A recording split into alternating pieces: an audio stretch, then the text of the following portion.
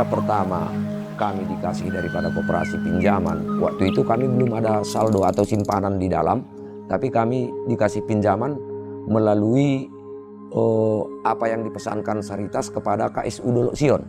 Nah, jadi KSU Dolok Sion ngasih pinjaman 1.500.000 waktu itu. Jadi ketika itu kita manfaatkan sesuai apa yang dengan tujuan kita. Kebetulan berhasil. Kami pun sebenarnya berterima kasih banyak kepada teman-teman dari Saritas. Sudah bersusah payah sebenarnya untuk masuk ke Napas Income. Soalnya sempat mendapat tantangan.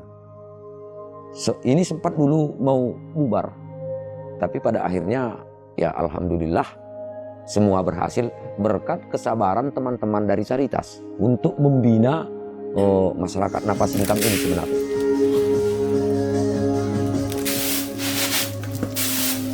Kami sangat bersyukur perkembangan ekonomi kami pun sudah ada perubahan.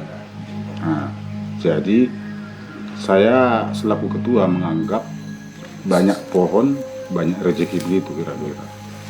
Jadi sebagian anggota kita gimana Pak Ketua? Apakah lanjut ini apa enggak? Pokoknya kita lanjut. Sekalipun enggak ada Caritas Pak ya? Ya Caritas, kita tetap berpacu pelan-pelan agar ini bisa nanti jadi agen perubahan bagi kita itu. Saya bilang sama anggota. Kalau harapan kita ke depan, ya pertama kami masih tetap berharap dari teman-teman Caritas untuk selalu memberikan dorongan dan penyuluhan, terutama kepada anggota yang sudah ada, kemudian untuk mana tahu ada kawan-kawan lagi yang ingin masuk begitu.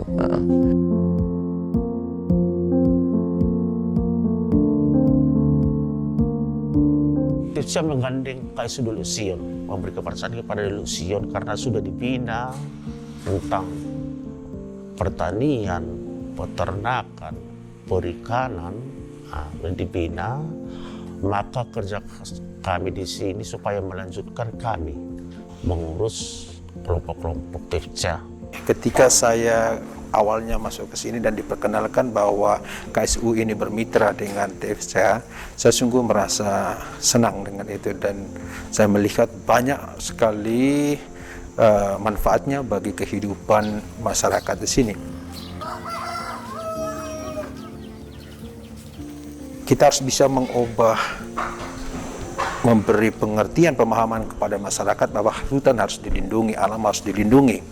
Mengapa? Karena di tengah krisis ekonomi, di tengah krisis kehidupan saat ini, bisa saja orang merambah hutan untuk mencari nafkah ya. Tetapi dengan adanya mitra antara KSU yang melayani perekonomian masyarakat dan juga dengan TEFCA, ini juga membantu mereka, memberi pandangan kepada mereka untuk menjaga lingkungan alam yang ada di sini. Fasilitas yang diberi Caritas itu hanya mendorong masyarakat, menginisiasi, membantu pengembangan kapasitas seperti itu. Jadi koperasi itu punya prinsip dari, oleh, dan untuk anggota. Jadi memang itu milik seluruh anggota lewat mekanisme rapat anggota tahunan. Itu jadi bukan milik Caritas. Tapi kita ikut membantu pengembangan kapasitas koperasi itu dan kita yakinkan para pendirinya, pengurusnya bahwa ini perlu loh untuk kepentingan masyarakat, untuk pembangunan ekonomi masyarakat.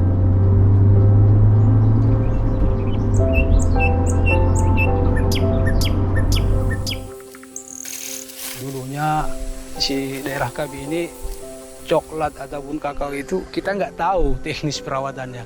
Yang kita tahu ya ditanam. Ternyata setelah masuk SL dulu Petra ya, sekolah lapang, ternyata dia perlu dipangkas, sanitasi, panen siring dan lain-lain segala macam. Di sanalah kita tahu mana yang antraknosa, mana yang hamanya helopeltis dan lain-lain. Kalau dulunya kita nggak tahu tuh sel itu.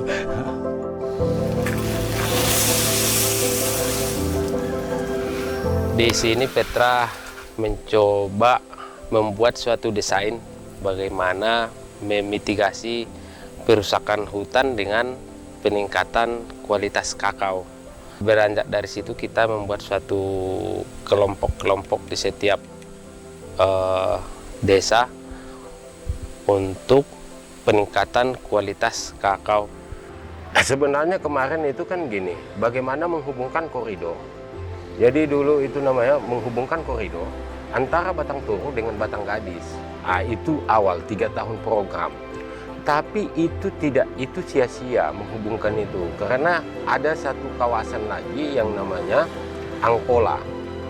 Angkola itu udah kebun semua, walaupun itu status di kehutanan masih hutan lindung. Itu tidak mungkin bisa disambungkan lagi, karena itu udah perusahaan-perusahaan semua di situ. Peningkatan ekonomi memang menjadi salah satu fokus yang sangat penting untuk program TFC Sumatera. Jadi nonsens kita bicara konservasi tanpa ada kerjasama atau ada peningkatan ekonomi, sosial ekonomi dari sisi masyarakatnya gitu. Salah satu program kita, intervensi kita untuk peningkatan ekonomi masyarakat itu kan bagaimana kita meningkatkan produk-produk yang digarap oleh masyarakat, petani dan sebagainya. Tapi kita juga di level pemasaran ini juga harus ditingkatkan juga, karena kita tidak bisa hanya meningkatkan produk atau jasa atau apapun yang di level masyarakat tanpa kita harus memasarkannya gitu ya, produknya gitu. Nah, koperasi menjadi salah satu wahana atau alat untuk itu ya, untuk memasarkan produk-produk dari petani yang kita bina itu.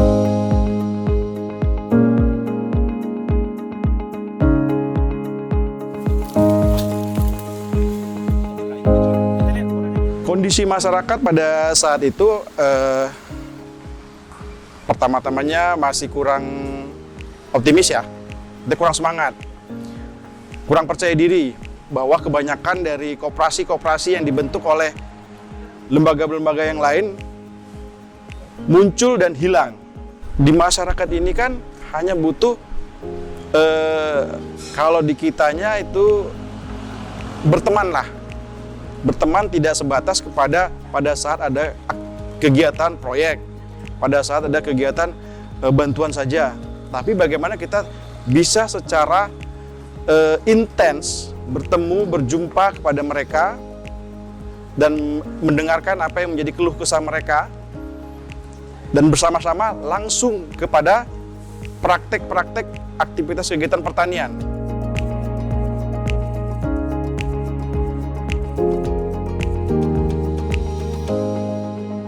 Waktu kita belum ada, harga kopi di tingkat petani paling setinggi-tingginya 20 sampai 22. Itu udah bagus, itu udah bertahan bertahun-tahun. Kadang bisa 17, 16 kan. 16.000 per kilo ya, gabah ya? Gabah basah.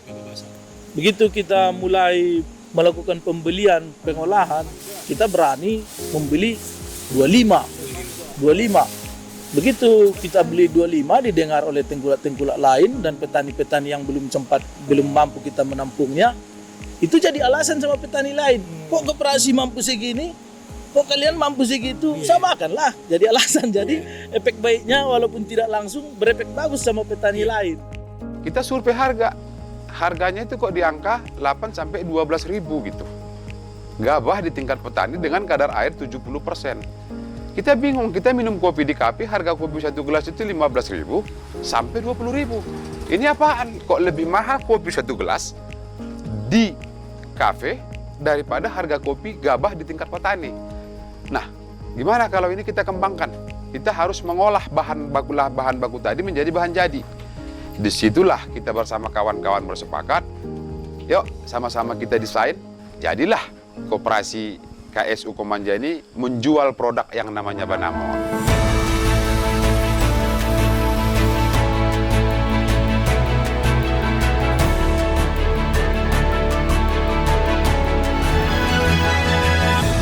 Harapan kita kalau ulu pungkutnya bergerak, maka ini akan membuat snowball effect ke lebih luas. Karena dana kita juga terbatas.